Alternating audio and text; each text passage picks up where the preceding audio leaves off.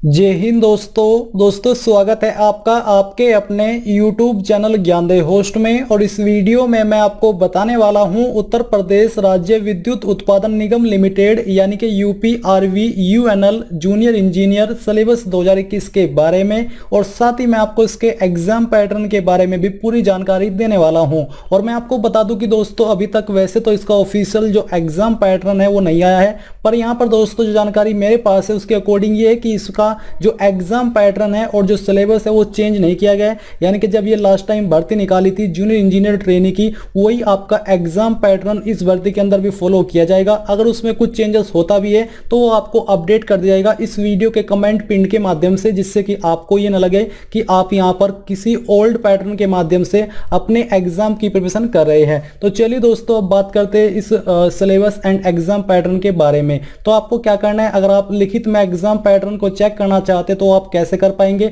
आपको गूगल के अंदर आना है और यहाँ पर जॉब्स ज्ञान को सर्च करना है। सर्च करने पर आपको इस वेबसाइट को ओपन कर लेना है। ओपन करने के बाद आप होम पेज पर आ जाओगे।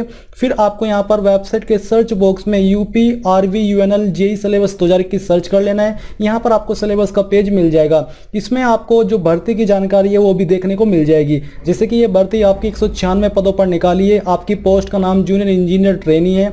इसमें एज लिमिट आपकी कितनी है वो आप यहाँ पर देख सकते हो, जैसे कि मिनिमम एज लिमिट 18 साल है, मैक्सिमम एज लिमिट 40 साल है। इसके अलावा जो यूपी के कैंडिडेट हैं उनको SC ST को 5 साल की छूट और OBC को 3 साल की छूट दी जाएगी। सिलेक्शन आपका यहाँ पर रिटन एग्जाम के द्वारा किया जाएगा और आप इस फॉर्म को 18 मार्च 2021 से फिल कर पाओगे। अप्लाई करने की लास्ट डेट अभी अवेलेबल नहीं हुई है, वो भी आपको यहाँ पर जल्दी देखने को मिल जाएगी। क्या पता आप जब इस वीडियो को देख रहे हो यहाँ पर वो डेट अपडेट कर दी गई हो। अब चलिए बात करते हैं आपके सिलेबस और एग्जाम पैटर्न के बारे में। तो यहाँ पर दोस्तों जैसा कि आपने जाना कि इसमें जो आपका सिलेक्शन किया जाएगा वो आपका रिटन एग्जाम, बेसिकली जो आपका एग्जाम है ये आपका कंप्यूटर बेस्ड होगा और इसके बाद डायरेक्टली आपका डॉक्यूमेंट वेरिफिकेशन होगा, यानी कि इसके अलावा कोई और प्रोसेस इसके अंदर नहीं है। तो यहाँ पर जो आपका एग्जाम पैटर्न है इसकी अगर बात करें तो आपको बोले कि there shall be 150 objective type question from the syllabus for diploma in civil engineering, electrical engineering, electronics control and instrumentation and computer. यानी कि जो भी बेसिकली आपके डिसिप्लिन यहाँ पर निकाले, जो कि आप यहाँ पर देख भी सकते हो, इन डिसिप्लिन से आपके 150 क्वेश्चन एग्जाम के अंदर आपको देखने को मिलेंगे, जो कि आपकी ऑब्जेक्टिव टाइप, जिसको आप हिंदी में MCQ टाइप बोलते हैं। यानी कि जहां पर आपको प्रत्येक क्वेश्चन के लिए 4 विकल्प दिए जाते हैं जिसमें से एक विकल्प सही होता है।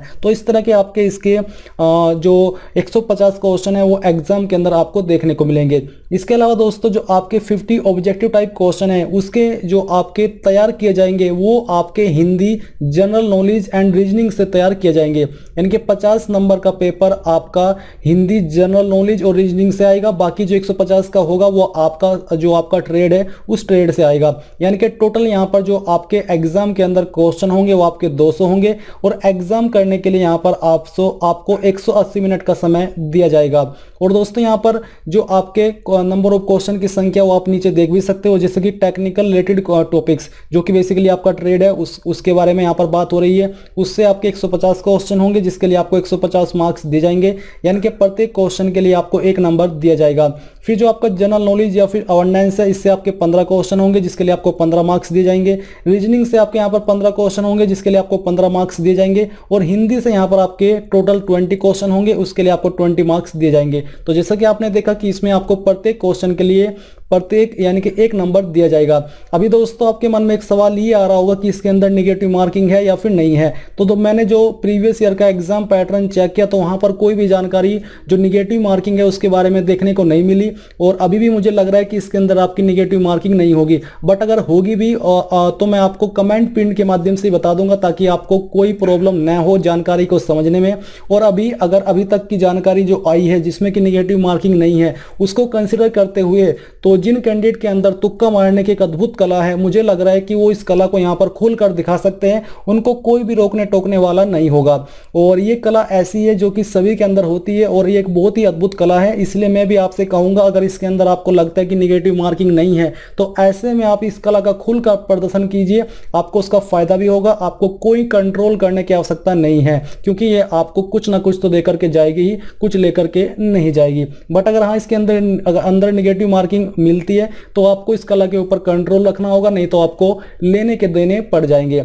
अब चलिए बात करते हैं आपके सिलेबस के बारे में। तो यहाँ पर दोस्तों जो आपके 50 क्वेश्चन आएंगे वो आपके Hindi, general knowledge, current affairs, reasoning से आएंगे। तो पहले जो आपका सब्जेक्ट है हिंदी, इसके टॉपिक्स के बारे में बात करते हैं। तो आपके टॉपिक्स रहेंगे vocabulary, grammar, translations of sentence, usage of words, parts of speech, comprehension, fill in the blanks, etc। ये आपके टॉपिक्स से अगर आप इनको हिंदी में कन्वर्ट कर दोगे तो ये आपके हिंदी के हो जाएंगे। अभी मेरे माइंड में एक सवाल ये आ रहा है कि आपने ये नहीं जाना अभी तक कि जो आपका एग्जाम पेपर है वो कैसे होगा। तो आपके एग्जाम पेपर की लैंग्वेज हिंदी और इंग्लिश दोनों रहेगी। जिस लैंग्वेज में आप सोल्व करना चाहे कर सकते हैं, बट जो आपके हिंदी के क्वेश्चन होंगे वो आपके सिर्फ हिंदी के अंदर ही होंगे। उसमें आपको जो बिलिंगुअल का ऑप्शन है हिंदी इंग्लिश का वो नहीं दिया जाएगा। फिर आता है आपका जनरल नॉलेज, करंट अफेयर्स। तो इसके जो टॉपिक्स है वो आप जान लीजिए। National and international history, India and world, Indian geography, Indian polity, Indian constitutions, Indian economy, science and technology, environmental issues, etc। ये आपके वो टॉपिक्स है जिनके ऊपर मेनली फोकस किया जाएगा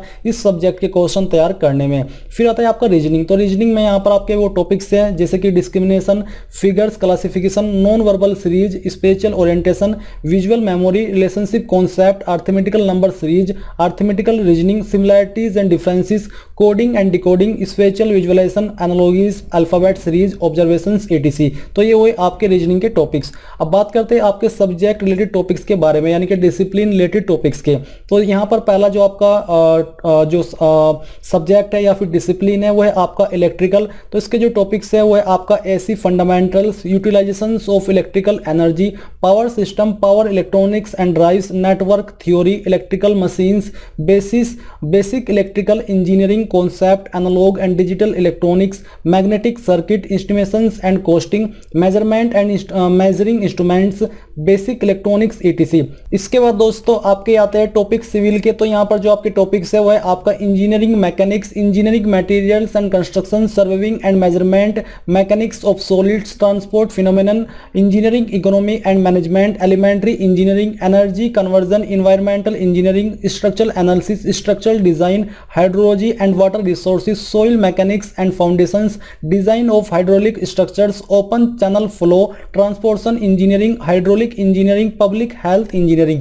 ये हुए आपके सिविल के टॉपिक्स। इसके बाद है आपका इलेक्ट्रॉनिक्स एंड इंस्ट्रूमेंटेशन। तो इसमें basic of circuits and measurement system, electrical and electronics measurements, digital electronics, analogue electronics, transducers, mechanical measurement and industrial instrumentation, analytical optical instrumentation, control system and process control, signal system and communications. तो ये आपके इसके topics जो आपके computer के topics है वो अभी आपको कुछ टाइम बाद अपडेट कर दिए जाएंगे।